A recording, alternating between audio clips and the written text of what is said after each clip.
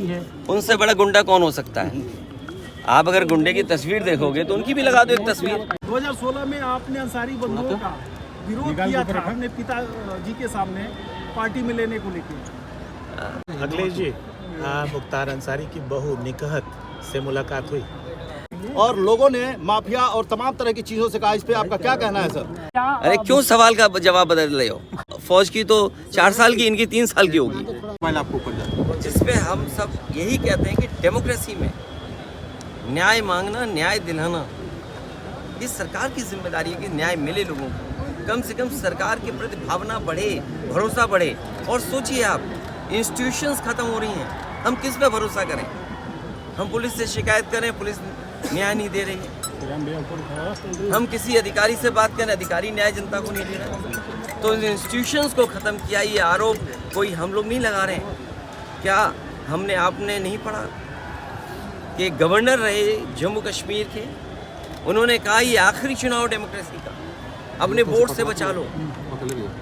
अगर वोट से डेमोक्रेसी नहीं बची तो डेमोक्रेसी हमेशा हमेशा के लिए ख़त्म हो जाएगी। इसीलिए इंस्टीट्यूशंस को ख़त्म कर रहे हैं। हम किस पे भरोसा करें? इस सरकार ने भरोसे को और सच्चाई को मारा है।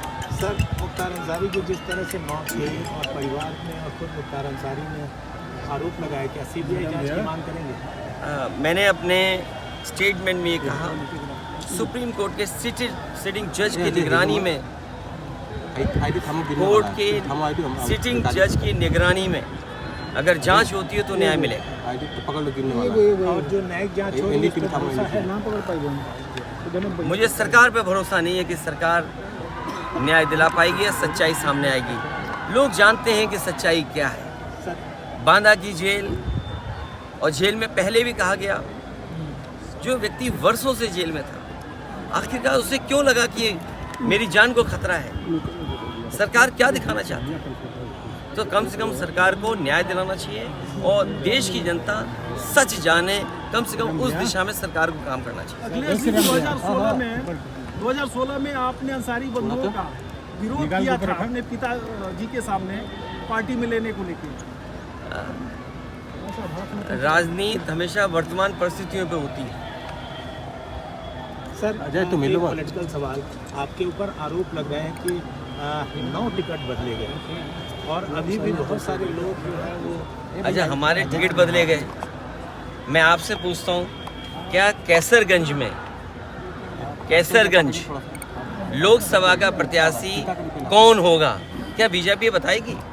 और आपको तो खबर ये चलानी चाहिए कि बीजेपी के जहाँ जहाँ प्रत्याशी जा रहे हैं उनका कितना जनता विरोध कर रही है। इस बार जनता का सैलाब है और ये सैलाब भारतीय जनता पार्टी की सरकार को ढा देगी। अखिलेश जी कह रहे हैं आपकी डेमोक्रेसी संकट में है, तो एनडीए और आप उसके खिलाफ कैसे काम करेंगे? कैसे लोग जनता के बीच जा रहे हैं? लगातार जा रहे हैं और जनता ने जो मन बना लिया है, इस बार भारतीय जनता पार्टी का सफाया होना है। अखिलेश जी, ओम प्रकाश राजभर का कहना है कि अखिलेश खुद पीडीओ को लेकर कंफ्यूज है। बात इधर उधर मत करो, आपसे बेहतर उनको कौन जानता है।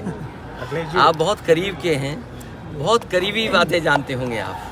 अखिलेश जी, मुख्तार अंसारी की बहू निकहत से मुलाकात हुई? मैं ये बात परिवार के सभी सदस्यों से, मेरी ज़्यादातर लोगों से मुलाकात हुई।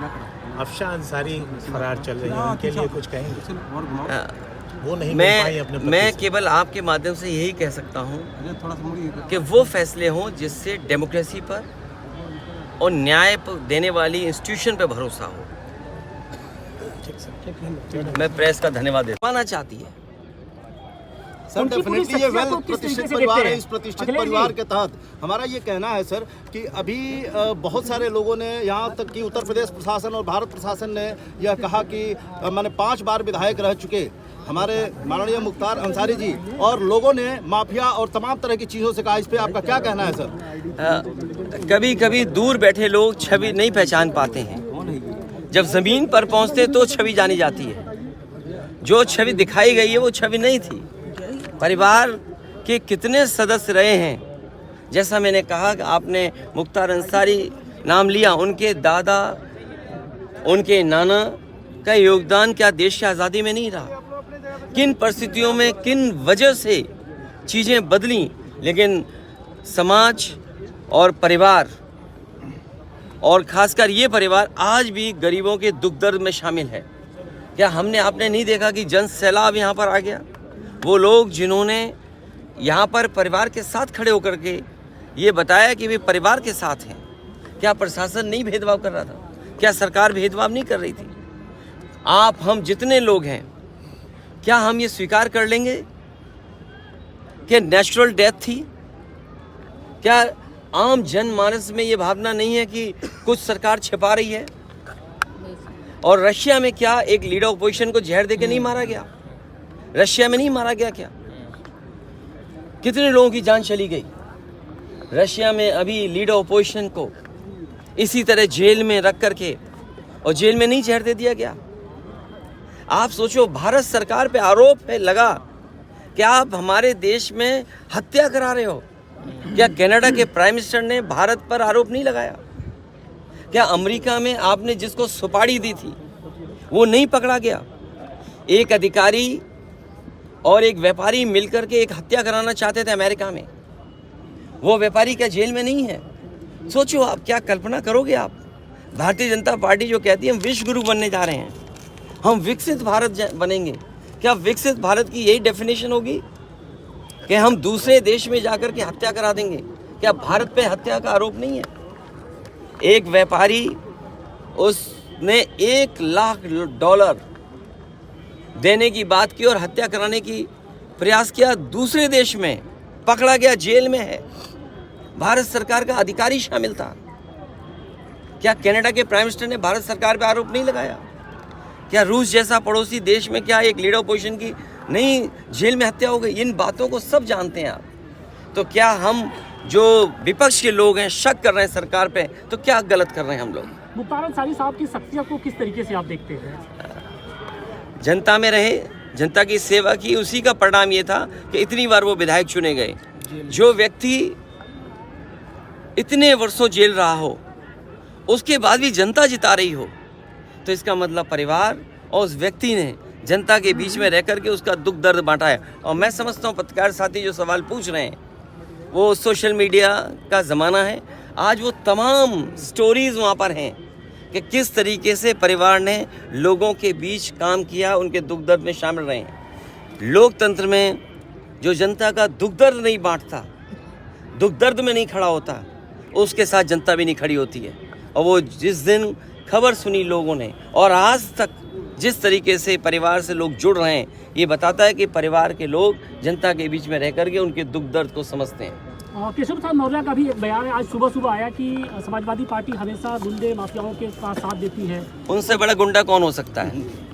आप अगर गुंडे की तस्वीर देखोगे तो उनकी भी लगा दो एक तस्वीर। ये कोई बात हुई? अगर डिप्टी सीएम ये बात कर रहे हों, एक डिप्टी सीएम की भाषा ये हो, इसीलिए मैंने कहा एक मुख्यमंत्री और डिप्टी सीएम की भाषा ये नहीं हो सकती है। ये लोकतंत्र खतरे में है। मुझे उम्मीद है कि देश इस बार अपने बोर्ड से ये तानाशाह सरकार को हटाने का काम करेगा। ये तानाशाह सरकार हटेगी और अग्निवीर जैसी व्यवस्था, ये जो जवान खड़े हैं वर्दी में, मैं कह के जा रहा हूँ, बीजेपी दोबारा आ गई तो इनके 4 साल की नौकरी होगी पुलिस पीएससी वालों की।